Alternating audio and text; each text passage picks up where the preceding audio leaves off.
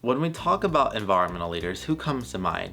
Maybe David Attenborough, or Greta Thunberg, or Jane Goodall? These sort of figureheads of our movement maybe. I'd like to talk today about Hazel M. Johnson because she is not a household name, but absolutely should be for her work in fostering environmental justice, or also known as the mother of environmental justice. My name is Isaiah Hernandez, and this is Queer Brown Vegan. My platform is to bring you environmental education that's focusing on intersectional issues rather than ignoring them. If you like what you see here, be sure to like, comment, and subscribe because it helps me grow my channel and bring you more educational content. Hazel M. Johnson was born in New Orleans before eventually becoming orphaned and moving in with families in Los Angeles. After bouncing between the two cities, she met her husband, moved to Chicago, and began raising a family. This is where her groundbreaking work began and where her legacy would find its way into the world. Johnson moved into Altgeld Gardens, a public housing project originally intended for veterans on the south side of Chicago.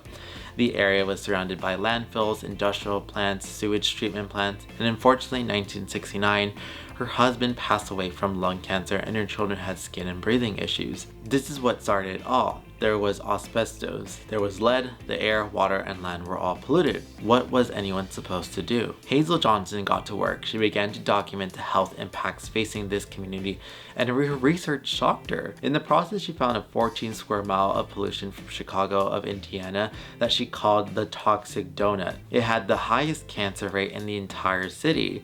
She began to go after the Chicago Housing Authority of how they were ignoring this obvious injustice, eventually becoming elected to Altgeld Gardens Local Advisory Council.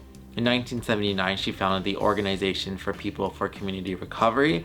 Her organization was created to address the environmental pollution that was affecting Chicago's residents, primarily the people of color in Altgeld Gardens, aka environmental justice. Her efforts spanned the rest of her life, even finding that waste was being dumped by the Chicago Housing Authority themselves. Through protests, workshops, organizing, and lobbying, Hazel Johnson fought for her community time and time again to ensure a safe environment for all residents. She taught residents how they could test their water and become citizen scientists, and encouraged youth to connect with their environments. Before Hazel Johnson stepped in, there was literally cyanide and other toxins in the water they had all been drinking. She would even go to mentor former President Barack Obama back when he was a community organizer and work with Environmental Protection Agency on the Environmental Justice Executive Order. She was acknowledged as the mother of the environmental justice movement in 1991, and even though she passed in 2011, Hazel's legacy still lives on. All the reports from the People Community Recovery are available through the Chicago Public Library.